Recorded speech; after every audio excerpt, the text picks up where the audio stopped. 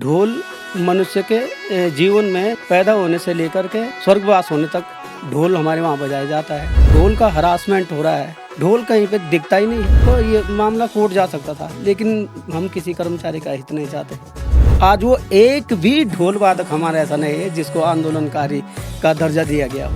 अब एक ढोल वादक अगर जोशीमठ से देहरादून के लिए प्रोग्राम में आता है तो उन 3 दिनों का 800 रुपया है। जब तक इस प्रकार की पॉलिसी नहीं बनेगी, आप कितना भी जोर लगा दो, एक दिन ये वाद्य यंत्र विलुप्त हो जाएगा। ढोल बचेगा तो नृत्य बचेंगे, वेशभूषा बचेंगे, गायन बचेगा और हमारे जो आभूषण बचेगा। सबसे मेन ढोल को ही क्यों माना जाता है? 38-39 साल हो गए इस लाइन में मुझे, तो मैंने कितना सीखा है, सिर्फ अपने गाँव तक के। आखिर लड़कियां क्यों नहीं बजाती हैं ढोल? इसका युग तो बहुत आगे है, लड़कियां सीख सकती है, कर सकती है। मैंने कई बहनों को देखा है। और जब ढोल दमाओं का सब्जेक्ट होगा तो मैं समझता हूँ कि जो वो टीचर आएगा वो चुने हुए टीचर आएंगे, जानकार लोग जज बने। और वैसे किसी को भी जज बनाना ठीक नहीं है। कितने मेले होते हैं, आए दिन मेले हो रहे हैं। कभी देखा आपने ढोल पर आधारित कितने नृत्य होते हैं? सरकार की नहीं है, सरकार पैसा दे रहा है सूला खेलूला बेलाटू है सूला खेलूला।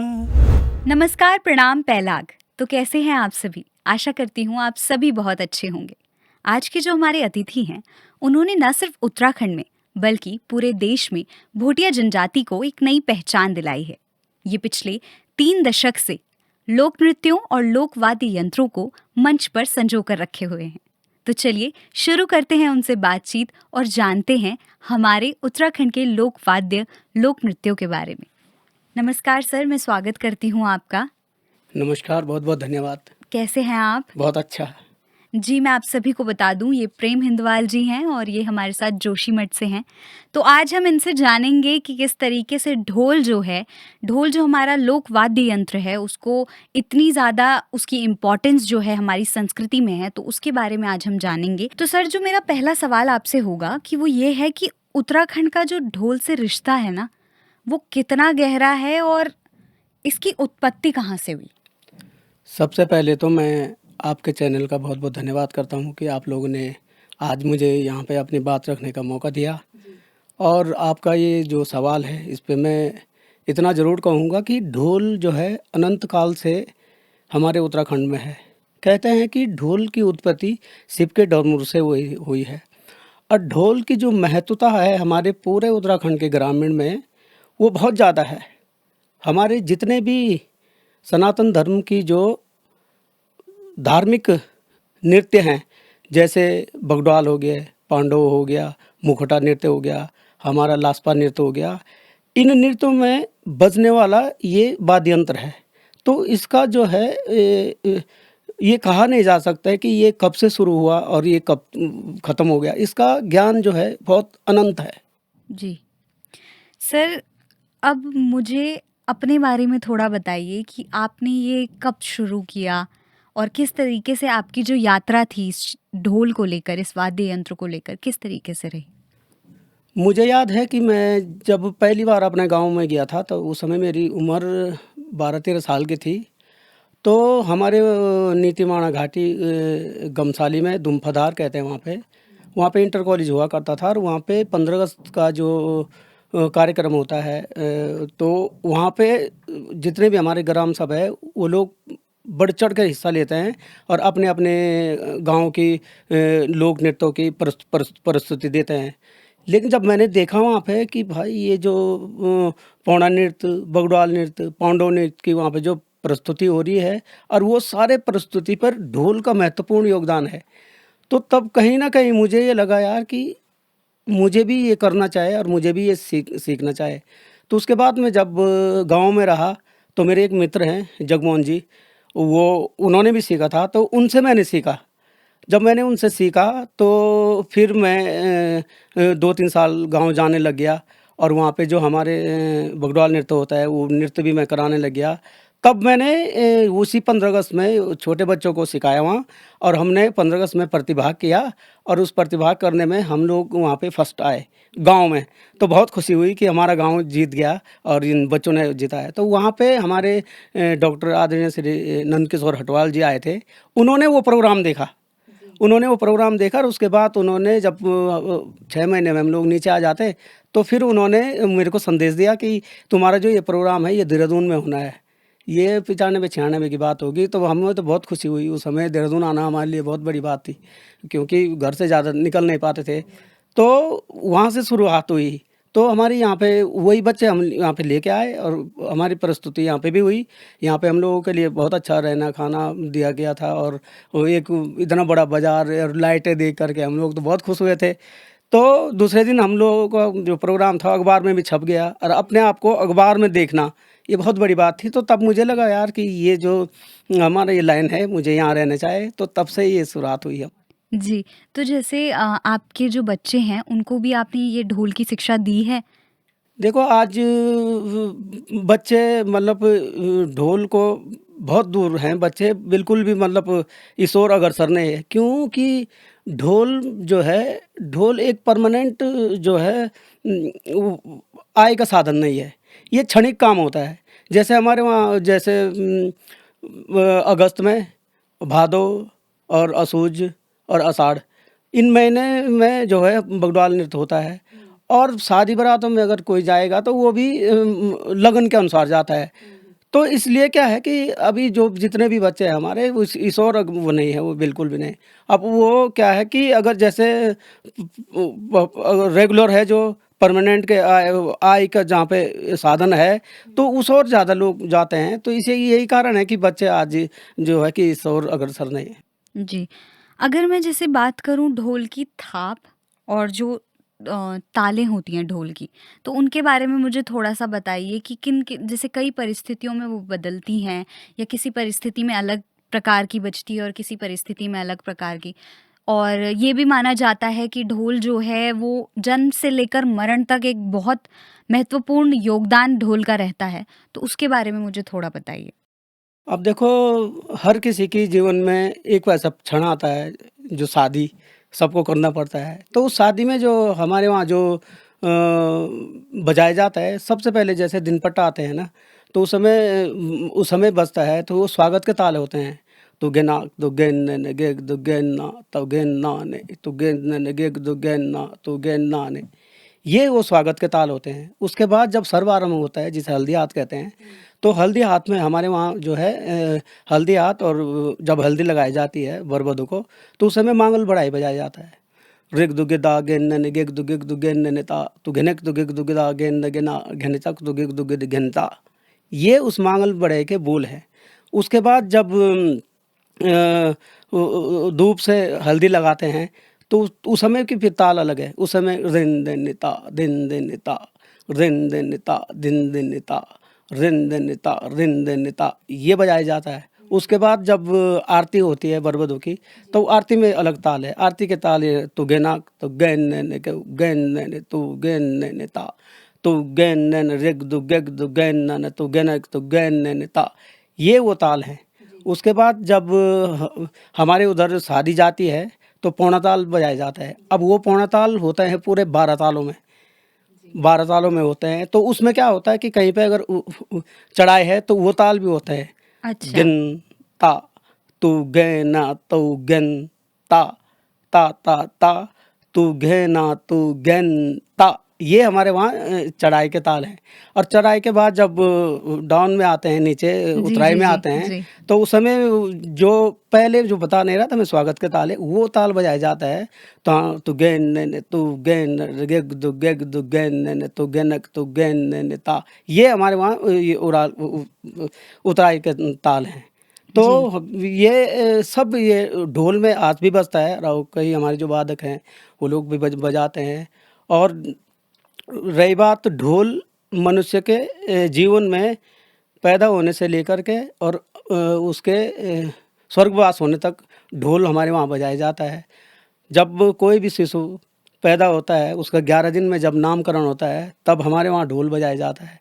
ढोल बजाते हैं और पौना नृत्य होता है, हँसी खुशी मनाए जाते हैं। बच्चा जैसे जैसे बड़ा होता है एक क्षण ऐसा आता है कि उसका मुंडन करना पड़ता है, उस समय ढोल बजाया जाता है। और हमारे वहाँ कोई भी पछतावान व्यक्ति स्वाभाविक मृत्यु जिसकी हो जाती है, स्वर्गवास हो जाता है, तो उस समय हम लोग सिर्फ अकेला ढोल बजाते हैं और वो अकेला ढोल बजा करके उनकी विदाई करते हैं। तो जीवन में ढोल का महत्वपूर्ण बहुत है। लेकिन आज जिस हिसाब से ढोल का हरासमेंट हो रहा है, ये बहुत वो है। ढोल कहीं पे दिखता ही नहीं है। जहाँ पे ढोल को होना था, वहाँ पे ढोल है ही नहीं।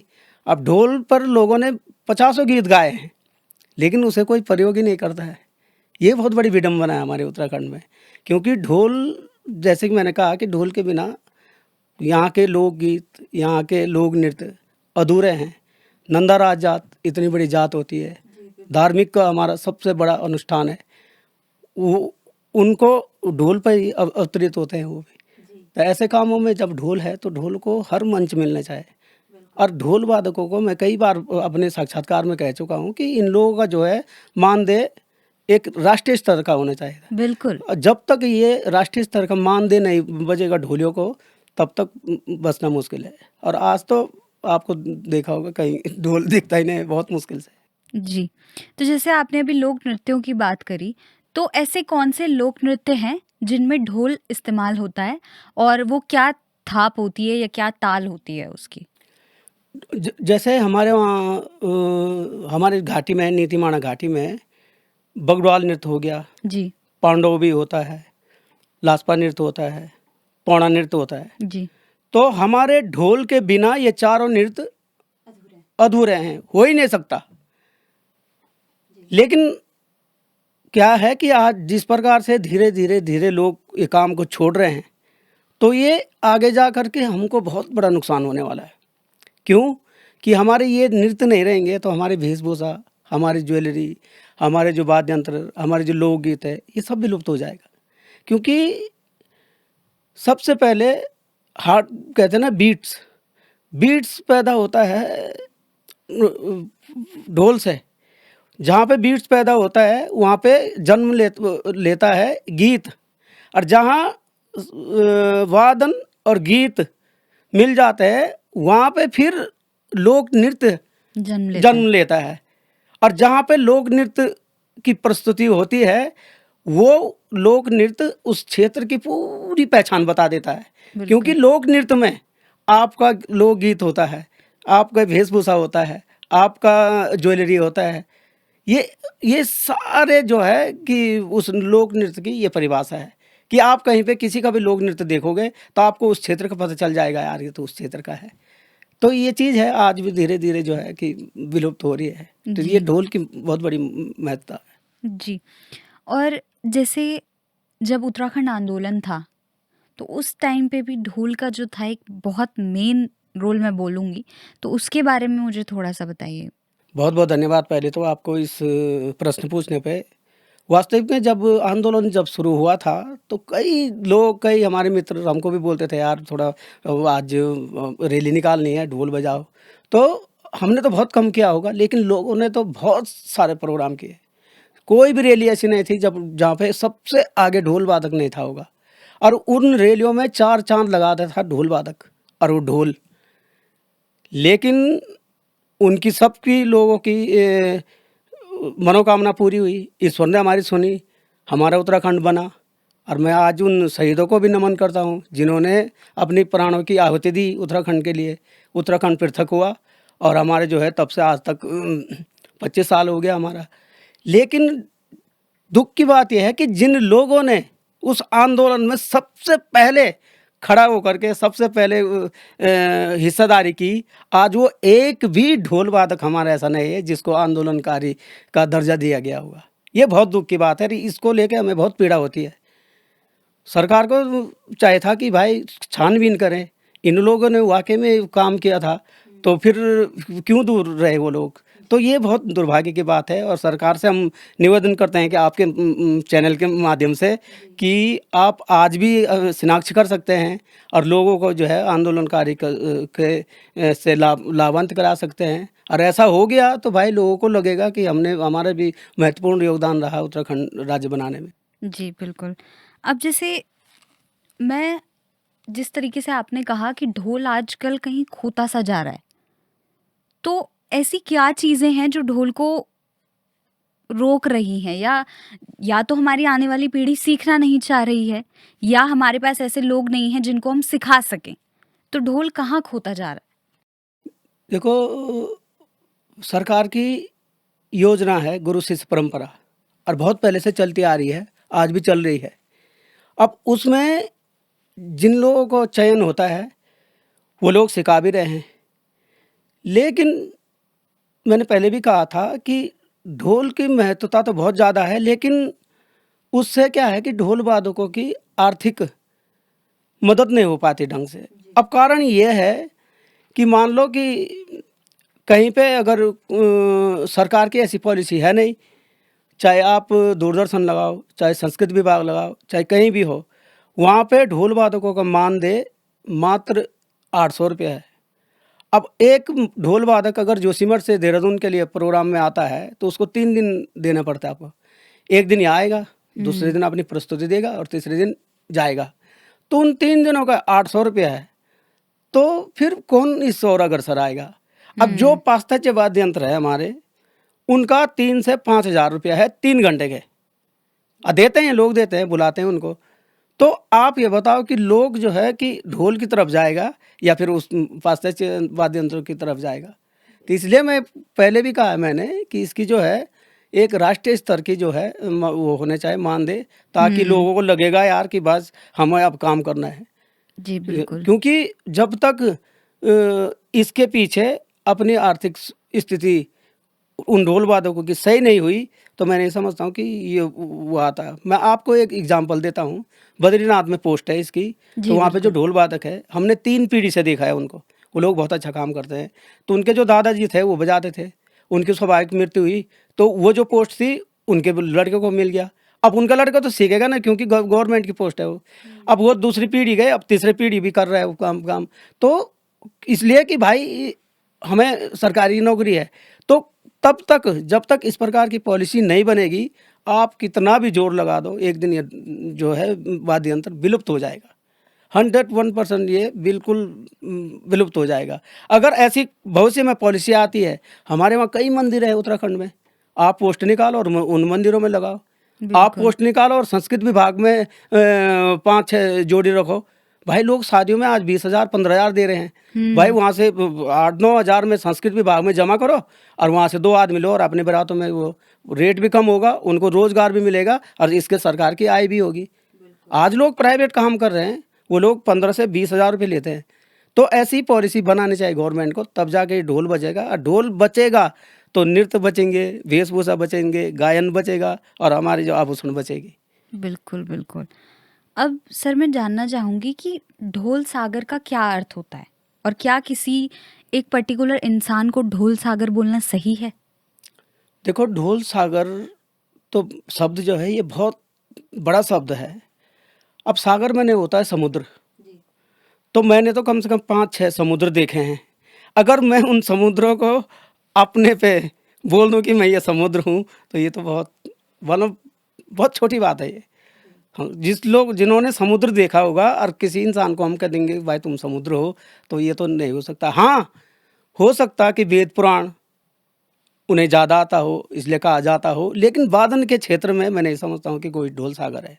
अब मैं आपको एक एग्जांपल भी देता हूँ। जैसे हम काम करते हैं तो सिर्फ हमें अपने गांव तक का आता है, सिर्फ अपने गांव तक का। जबकि जो हमारे क्षेत्र जो है वो वहाँ 50-60 गांव है और हर जगह बगड़वाल नृत्य होता है, पांडव नृत्य होता है। हमसे पीछे भी होता है, हमारे से आगे नीति गांव है, वहाँ भी बगड़वाल होता है। गमसाली में पांडव होता है, फरकिया में हमारे वहाँ बगड़वाल होता है, और ये मलारी में पांडव बगड़वाल दोनों होता है। और ये कम से कम 5-5, 6-6, 7-7 किलोमीटर की दूरी पे है ये गाँव, लेकिन एक दूसरे के बजाने वाले नहीं जानते हैं। अगर हम उनको बोल देंगे यार कि हमारे वहाँ बगड़वाल नचाना आ जाओ, तो कहते भाई तुम्हारे ताल आते नहीं। मतलब इतने सालों से हम काम कर रहे हैं, मतलब 38-39 साल हो गए इस लाइन में मुझे। तो मैंने कितना सीखा है सिर्फ अपने गांव तक के। अब तो गांव के बाद तो फिर क्षेत्र आता है। अब क्षेत्र हमारा चमोली जिला कितना बड़ा क्षेत्र है। तो इसलिए मैं कहता हूँ कि सागर मतलब सागर के नहीं कहते हैं ना कि तुलना नहीं कर सकते हैं। हाँ, ज्ञान होगा और वेद पुराणों का होगा ज्ञान, लेकिन किसी को बजाने के मामले में नहीं। जब मुझे दूसरे गांव का नहीं आ रहा है तो मैं कहाँ सागर हूँ, मैं तो वहीं हूँ ना, अपने गांव तक हूँ। तो यही बात है, सिखाने में भी है ये बात। अगर हम मान लो किसी को सिखा देते हैं तो मैं अपने ही तो गाँव का सिखाऊंगा। मैं तो चमोली का हूँ और वो भी फर्क है गाँव का, ठीक है। और तो मैं अगर मान लो क्या सिखाऊंगा उनको, किसी पौड़ी वाले को, अगर मैं टिहरी वाले को उत्तरकाशी का सिखाता हूँ किसी बच्चे, तो क्या सिखाऊंगा मैं? उत्तरकाशी का थोड़ी सिखाऊंगा मैं। तो फिर वो मान लो मैं सिखाता हूँ अपने गाँव को सिखाऊंगा उनको, तो वो तो क्या रुके रहेंगे कि इतना भाई साल में प्रोग्राम मिलेगा ये। इसलिए ये चीज़ें बहुत मतलब कहा नहीं जा सकता इस पे, हो गया बस। यही है कि बस जो जहाँ का है वहाँ तक बचा रहे, बस इतना कर सकता है गवर्नमेंट कि जो जहाँ से हैं वहाँ उन लोगों को रोज़गार दो और एक ऐसा वो दो, मान दे दो, ताकि लोग इस ओर अग्रसर होंगे कि भाई मुझे काम करना है। बिल्कुल, जो सीखने की इच्छा लोगों में पैदा पैदा होगी हो फिर बस उसके भी बाद। अब बाकी तो भाई स्कूलों में तो हो सकता है स्कूलों में हम इसकी जानकारी दें, इसकी महत्वता, जैसा आपने पूछा कि इसकी महत्वता क्या है, इसकी महत्वता बहुत ज़्यादा है। हम आज के नए जनरेशन को बता सकते हैं कि इसकी जो हमारे उत्तराखंड में इसकी भूमिका क्या है, और ये मतलब कितना हमारे जो जितने भी लोक नृत्य हैं इनमें इनमें इनका प्रयोग कितना होता है, ये हम बता सकते हैं, ताकि बच्चों को लगेगा कि हाँ भाई इसके बिना तो हमारे पूरा उत्तराखंड लोक विरासत जो है अधूरी है। अधूरी है। जी। अब जैसे लोक वाद्य यंत्र तो हमारे बहुत सारे हैं, हुड़का भी है, थाली भी एक वाद्य यंत्र में ही आती है, दमऊ भी है, पर ढोल को ही एक ऐसी जगह क्यों दी गई है? एक सबसे मेन ढोल को ही क्यों माना जाता है? जैसे हुड़का है तो वो देव कार्यों में भी बजता है, और जैसे डोर है वो भी देव कार्यों में बजाया जाता है, ढोल भी बजाया जाता है देव कार्यों में। लेकिन ढोल को इसलिए मैं तो ज़्यादा मिला है कि ढोल देव कार्य से हट करके, जैसे आप कहीं पे किसी की शादी बारात में जा रहे हैं वहाँ ढोल की उपयोगिता होती है, किसी का मुंडन होता है वहाँ ढोल की उपयोगिता है, धार्मिक कार्य से अलग भी ढोल को रखा गया है। और किसी कोई भी कोई मतलब कोई महान भाव आ जाता है, कोई बड़े आदमी आते हैं तो उनका स्वागत के लिए भी ढोल ही बजता है। तो मेरे ख्याल से इसलिए ढोल को ज़्यादा महत्व दिया गया है और वाद्य यंत्र को। बाकी सारे वाद्य यंत्र अपने अपने जगह सही है, भंकुर है, भाणु है, तुरई है, नागफनी है, ये सारे वाद्य यंत्र अपने अपनी जगह है और सबका काम होता है समय समय पर देव कार्यों में। लेकिन ढोल को बहुत ज़्यादा महत्वपूर्ण इसलिए दिया गया है। जी। अब जैसे मैं भी एक लड़की हूँ और मैं जानना चाहूँगी कि आखिर लड़कियाँ क्यों नहीं बजाती हैं ढोल? देखो ये पहले से ही एक परंपरा जैसे रही रही थी। अब आज तो नहीं है, आज का युग तो बहुत आगे है, लड़कियां सीख सकती है, कर सकती है। मैंने कई बहनों को देखा है यूट्यूब पे जो बजा रहे हैं और बहुत अच्छा बजा रहे हैं। लेकिन एक कारण ये भी रहा है कि जैसे ढोल वादक है, मान लो मैं मुझे कोई गांव से अलग बुलाता है, तो वहाँ जाना फिर रात को वहाँ रहना, इसमें कई दिक्कतें उस प्रकार की आती थी होगी उस समय। आज तो नहीं है, आज तो समान काम है, आज तो लड़कों से बेहतर स्थिति में लड़कियां हैं। आज वो हमारे सारे बेटियों ने वो वर्ल्ड कप जिता करके हमको गौरवान्वित किया है, तो आज कहीं कुछ नहीं है। लेकिन ये आपने बहुत अच्छा पूछा कि लड़कियां कर सकती है बिल्कुल काम आज ये। जी, तो मैं लड़कियों को भी ये मैसेज देना चाहूँगी कि आप लोग भी अगर ढोल सीखने के इच्छुक हैं, तो ढोल सीख सकती हैं और इस परंपरा को आप भी एक योगदान दे सकती हैं इसको आगे बढ़ाने में। अब सर जैसे आपने बताया कि सरकार ने कुछ-कुछ चीज़ें करी हैं, तो ऐसी कौन-सी सरकारी योजनाएँ हैं जिसके तहत ढोल को एक दर्जा मिला है? देखो सरकार ने गुरु शिष्य परंपरा चलाई थी, उससे काफ़ी लड़कों ने ये सीखा है और मुझे भी इस योजना का लाभ मिला है। और हमारी जो सीसीआरटी है, संस्कृति मंत्रालय भारत सरकार, वहाँ पे भी फ़ोक म्यूज़िक पे फ़ेलोशिप दिया जाता है। तो मैंने 2012-13 में ऑनलाइन वो फ़ेलोशिप का भरा था और मुझे वहाँ से कॉल आया। तो कॉल आया तो उसके बाद मेरा इंदिरा गांधी कला केंद्र में दिल्ली में साक्षात्कार हुआ और मैं वहाँ से 105वां नंबर था मेरा, सेलेक्ट हो गया था मैं उस वो तो 2 साल का शोध रहा था। उस समय 10,000 रुपये पर मंथ मुझे मिलते थे उस शोध के लिए। तो उसके बाद फिर भारत सरकार की एक योजना और है जो गुरु शिष्य परंपरा है। मैंने 2006, 7, 8, 9 में नॉर्जून कल्चर सेंटर से वहाँ भी इंटरव्यू हुआ था मेरा पटियाला पंजाब में, तो वहाँ से फिर मैं सेलेक्ट होकर के मैंने कार्यशाला दिया। तो ऐसी कई योजना है, लेकिन बड़े दुख से कहना पड़ता है कि अभी क्या हो रहा है, कहीं भी अगर इसका कहीं पे जैसे कंपटीशन है, कहीं पे ये कंपटीशन में जा रहे बच्चे, तो वहाँ पे जो है कि ढोल को वो स्थान नहीं मिल रहा है जो मिलना चाहिए।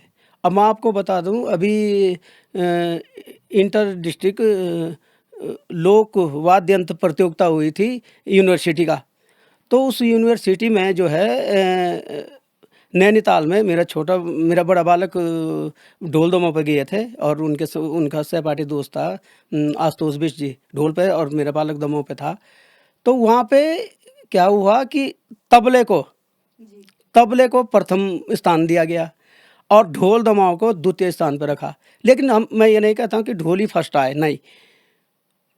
तब मुझे वो दुख हुआ, मैंने कहा भाई तबला तो लोक वाद्य यंत्र की श्रेणी में नहीं है। तबला एक ताल वाद्य यंत्र है जिसको कि शास्त्रीय संगीत में यूज करते हैं अनेक जगह। अब हम अगर ये कहते हैं कि उत्तराखंड में कहाँ पे कौन सी डिस्ट्रिक्ट का है ये वाद्य यंत्र, तो ये कह देना किसी मतलब ये नहीं है कि कोई सिद्ध नहीं कर पाएगा कि ये हमारा लोक वाद्य यंत्र है, क्योंकि सरकार की अभी 25 वर्ष उस पे ये थी, वो सरकार ने हाँ कराया, अच्छी बात है, कराना भी चाहे।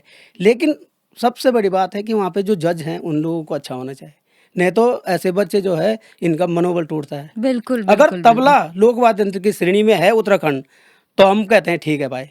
अगर नहीं है और ऐसे पोजीशन में तुम लोग ऐसे मतलब ऐसे जजों को रख करके और इस प्रकार जो से बच्चे सीखना भी चाह रहे हैं उनका भी मनोबल हरासमेंट हो जाता है। अब मैं यहीं पे अपना वो बताता हूँ, मैंने अभी मई जून में बी हाई ग्रेड के लिए आकाशवाणी में मेरा वो हुआ, ऑडिशन हुआ जी।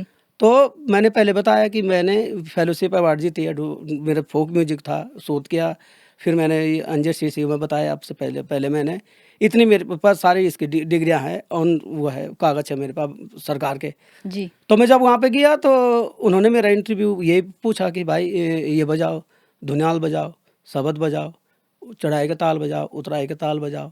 अभी अब तो बजाते बजाते हमारी तो उम्र निकल गई ये काम करते। लेकिन जब इसका रिजल्ट आया तो मुझे फेल कर दिया गया था। अब मैंने कहा यार चलो फेल कर दिया होगा, कोई बात नहीं। फिर मैंने जब पता किया कि भाई जज कौन थे, और जब उनके बारे में पता चला तो बहुत हैरानी हुई मुझे।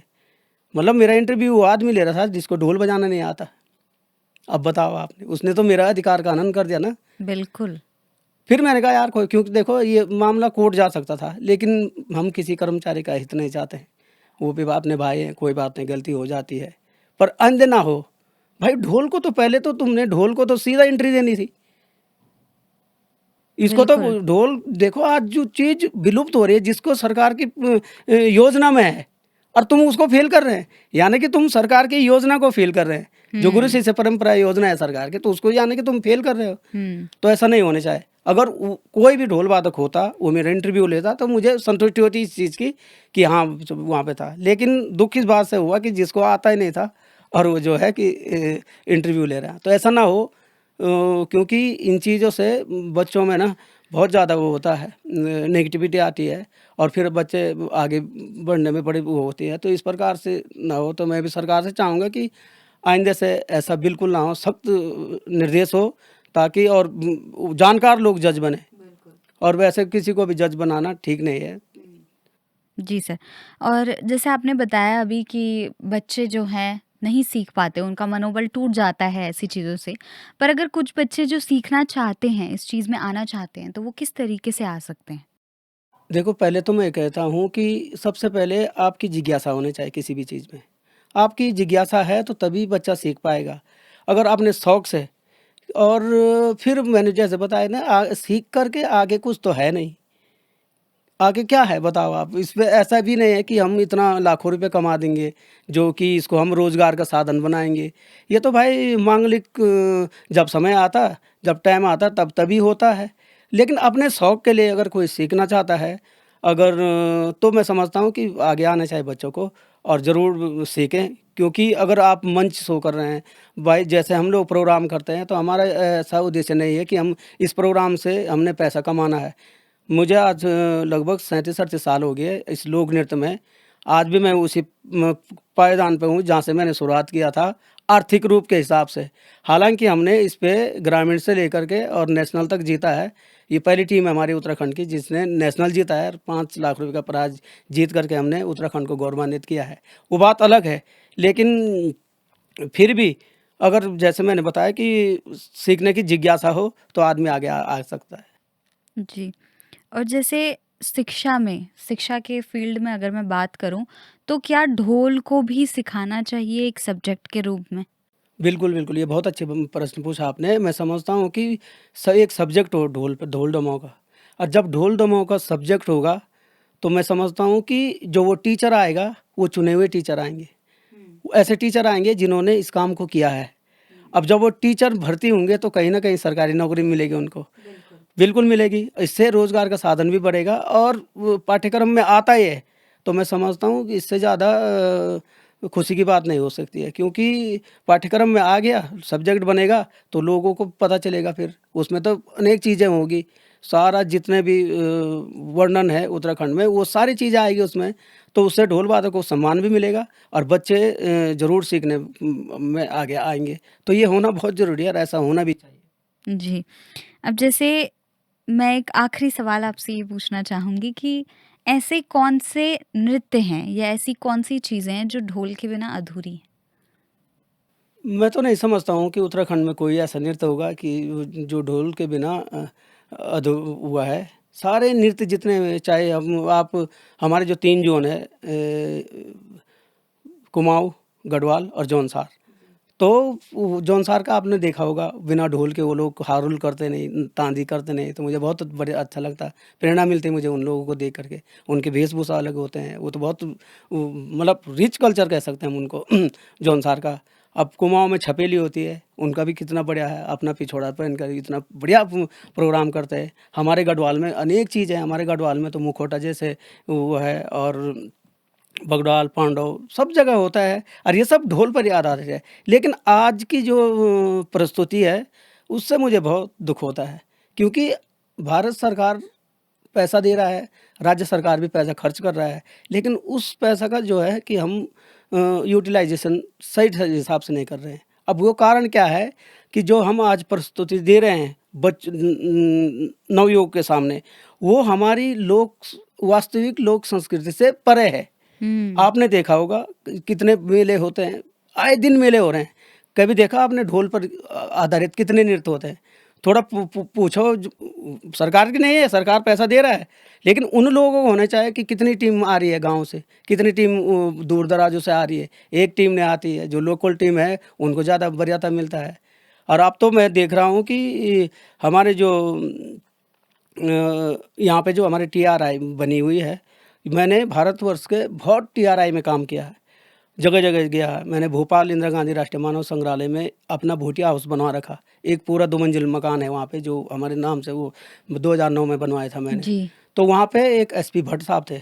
एसपी भट्ट साहब ने कहा, यार कि तुम्हारे उत्तराखंड में टीआरआई नहीं है, तो उसके लिए तुम मुझे को, मैंने कहा सर एड्रेस दो, हम कहाँ मिले। उन्होंने दिल्ली का एड्रेस दिया था, तो मैं घर आकर के मैंने एक लेटर भेजा था वहाँ। तो उस लेटर का मुझे जवाब भी आया कि भाई जल्दी आपके वहाँ जो है टीआरआई खुलेगी। तो मुझे बड़ी खुशी हुई, क्योंकि टीआरआई ट्राइब रिसर्च इंस्टीट्यूट है, वो हुँ। बहुत बड़े इकाई में काम करती है। अब जैसे यहाँ खुला तो बहुत खुशी हुई। मैंने कहा यार चलो, बिल्कुल। जो हमारे 5 जनजाति है, थारू, राजी, जौनसार, बुकसार, भोटिया, मैंने कहा इन लोगों के जो है कि अब जो हमारा जो है कि संरक्षण होगा। लेकिन मैं जब फर्स्ट साल मैंने प्रोग्राम किया था संस्कृति विभाग के माध्यम से, तो मैंने देखा यार ये लोग, तो मैंने कहा पैसा तो आ रहा है, लेकिन ये जो है, जो हमारी मूल प्रस्तुति है, इससे भिन्न जा रहे हैं वो लोग। फिर मैं दूसरी बार नहीं गया। मुझे इस बार भी 12 तारीख को वहाँ के जो बाबूजी हैं संस्कृत विभाग में, उनका कॉल आया कि भाई तुमने टीआरआई में प्रोग्राम करना है 15-16 तारीख को। मैंने स्पष्ट रूप से मना कर दिया था। मैंने कहा टीआरआई जिस उद्देश्य से खुली है उत्तराखंड में, उसके अनुरूप काम नहीं कर रही है। अब आप देखो टीआरआई जनजाति का, क्या ये कीबोर्ड बजता है जनजाति के गीतों में? क्या ढोलक बजता है? क्या ये तो वो पैड बजता है? क्या गिटार बजते हैं? क्या ड्रम बजता है? ये है हमारे लोक वाद्य यंत्र। और आज इसका संरक्षण हो रहा है हमारा आंखों के सामने, और हम लोग कुछ नहीं कर सकते हैं, सिर्फ विरोध के। भाई हम चाहते हैं कि आप लोग काम अच्छा करो। हम आज जाते हैं बाहर टीआरआई में प्रोग्राम करना, वहाँ मतलब पूरे लेटर में लिखा होता है, चूँकि ये प्रोग्राम जनजाति पर आधारित है, तो आप इन्हीं के नृत्य और वो लेके आए, वेशभूषा लेके आएँ। लेकिन यहाँ कहाँ, यहाँ होता ही नहीं ऐसे। तो ये बहुत दुर्भाग्य की बात है, इस प्रकार से नहीं होना चाहिए। सर जैसे मैं ये जानना चाहूँगी कि अभी जो हमारी युवा पीढ़ी है, जिन लोगों को इस चीज़ में जिज्ञासा है, जो सीखना चाहते हैं, वो किस तरीके से सीख सकते हैं इस देखो, परंपरा को? हाँ, अभी शिक्षा विभाग ने एक पहल की है मेरे ख़्याल से। यहाँ पे कुछ गुरुओं को उन्होंने सेलेक्ट किया है, और जिन इंटर कॉलेज में छात्रों की ज़्यादा संख्या है, वहाँ पे मेरे ख़्याल से उन्होंने सिखाने का एक प्रावधान रखा है बच्चों को, और वहाँ पे जो सिखाने वाले आएंगे उनको मानदेय भी रखा गया है। तो वो ये सरकार की बहुत अच्छी पॉलिसी है, मैं उसकी सराहना करता हूँ। हम लोग भी उस दिन मीटिंग में साथ थे, तो सरकार वाद्य यंत्र खरीद के भी दे रहे हैं। ये तो उन छात्रों के लिए है जो सीखना चाहता है, लेकिन कई ऐसे नवयुवक भी हैं जो बहुत इंटरेस्ट रखते हैं इन चीज़ को सीखने में। तो उनके लिए जैसे संस्कृत विभाग में मैं समझता हूँ कि 2-3 जो निपुण हैं ढोल वादन में, इन लोगों को नियुक्ति होनी चाहिए, और जी, संस्कृत विभाग में निःशुल्क सिखाया जा सकता है। बिल्कुल। तभी होगा, क्योंकि भाई हर कोई, मैं भी एक सेवा काल में हूँ, छोटी-सी नौकरी है, बार-बार छुट्टी तो मिलेगी नहीं कि हम डेली किसी को सिखाएँ, तो ये बहुत पॉसिबल नहीं है। लेकिन वहाँ पे एज़ ए कोई गुरु, अगर संस्कृत विभाग ये काम कर सकती है, तो वहाँ पे 3-4 टीचरों को रख दो, आप गवर्नमेंट की पोस्ट निकाल करके, और हर कोई आदमी वहाँ पे सीखेगा, निःशुल्क सीखेगा। ये तो बहुत अच्छी पहल हो जाएगी। जी, और जैसे कोई दर्शक जो हमारे यहाँ आपको देख रहे हैं, अगर उनकी इच्छा आपसे सीखने की हो, तो आपसे कहाँ सीख सकते हैं? देखो, मैंने अभी बताया कि मैं जो है कि अभी सेवा काल में हूँ, और जी, समय भी बहुत मुश्किल होता है, और ये चीज़ ऑनलाइन तो मैं नहीं कहूँगा कि ऑनलाइन सिखा रहे हैं हम, नहीं सीख पाएगा ऑनलाइन। जी, बिल्कुल। क्योंकि इसको जब तक आप गले में नहीं डालोगे तब तक आप नहीं सीख पाओगे। बिल्कुल, हाँ, ऑनलाइन ये चीज़ें नहीं सिखाई लेकिन जाती। हाँ, कुछ समय है, बस 6-7 साल और हैं, उसके बाद उसके बाद शायद रिटायरमेंट हो जाएगा, तो पूरा जीवन इस पे समर्पित कर दूँगा मैं फिर। जी, ये हाँ, बहुत अच्छी बात है कि 6-7 साल बाद ये जो है अपना पूरा जीवन इस बिल्कुल लोक सिखा। कला को, जी, इस जी, लोक जी, जी। संस्कृति को सिखाने में बिता देंगे। सर सिर्फ़ आप ढोल ही बजाते हैं या कोई और वाद्य यंत्र भी है जो आप बजाते हैं? नहीं, मैं उत्तराखंड के सारे वाद्य यंत्र जानता हूँ, जैसे ढोल, दमाऊ, हुड़का, भाणो, भंकुर, मशक और डोर, थाली, जितनी चीज़ है, और तुरई और नागफनी, मैं ये सब चीज़ बजा लेता हूँ। लेकिन जो हम वही बजाते हैं जो गाँव में बजता है, मतलब उसको नई तरीके से नहीं, जैसा आज लोग तोड़-मरोड़ करके बजा देते हैं ना, वो नहीं, जो उसके ताल होंगे, जो जिस देवी देवता पे वो वाद्य यंत्र बजते हैं, वही ताल बजाते हैं हम लोग। तो उसमें भी अलग-अलग हैं। हुड़का का अपना अलग है, डोर का अपना अलग है, ढोल का अपना अलग है, तो मैं सारे वाद्य यंत्र बजा लेता हूँ। सर मैं चाहूँगी कि अगर आपके मुख से अगर आप कोई लोकगीत हमें सुना दें, हमारे दर्शक भी सुनना चाहेंगे। वैसा तो मेरा क्षेत्र है नहीं गायन का, मैं तो वादन पे हूँ, लेकिन फिर भी आपने अगर ये रिक्वेस्ट किया, तो मैं, हमारे क्षेत्र में नंदा दुर्गा अष्टमी होती है, उस समय जब फुलारी जाते हैं तो 2 लाइन गाया जाता है। हैंसूला खेलूला बेलाटू, हैंसूला खेलूला, छाटू छाटू जाया फुलारी, माटू माटू आया। ये 2 जी, बहुत ही प्यारा। और आपने ये बात इस चीज़ को स्पष्ट नहीं करती कि आपका क्षेत्र नहीं है, बट बहुत ही सुंदर आपका ये मुझे लगा, और ये गीत नंदा अष्टमी से रिलेटेड आपने बोला है तो बहुत ही ज़्यादा ये सुरीला और बहुत ही अच्छा था। सर हम लोग अपने सभी गेस्ट जो हैं उनको बाबा केदार की जो स्मृति है वो भेंट में देते हैं, तो मैं चाहूँगी कि मैं आपको भी वो भेंट में दूँ। सौभाग्य है मेरा, बहुत-बहुत धन्यवाद। तो ये थी हमारी बातचीत प्रेम हिंदवाल जी के साथ। उम्मीद करती हूँ आप सभी को ये बातचीत बहुत पसंद आई होगी, और जो लोग सीखने के इच्छुक हैं या जो लोग सीखना चाहते हैं, जैसा कि उन्होंने बताया कि अगले 5 या 6 साल बाद वो ये चीज़ शुरू करेंगे, अपनी जो लोक नृत्य है, लोक कला है और जो लोक वाद्यों की जो पहचान है वो सभी बच्चों में बाँटेंगे। तो मैं उनके नंबर्स अपने इस पॉडकास्ट के नीचे मेंशन कर दूँगी, आप लोग वहाँ से भी इन्हें कॉन्टैक्ट कर सकते हैं। तो इस एपिसोड में फ़िलहाल इतना ही, बाकी मैं मिलती हूँ आपसे अगले एपिसोड में अपने नए गेस्ट के साथ। तब तक के लिए जय देवभूमि, जय उत्तराखंड।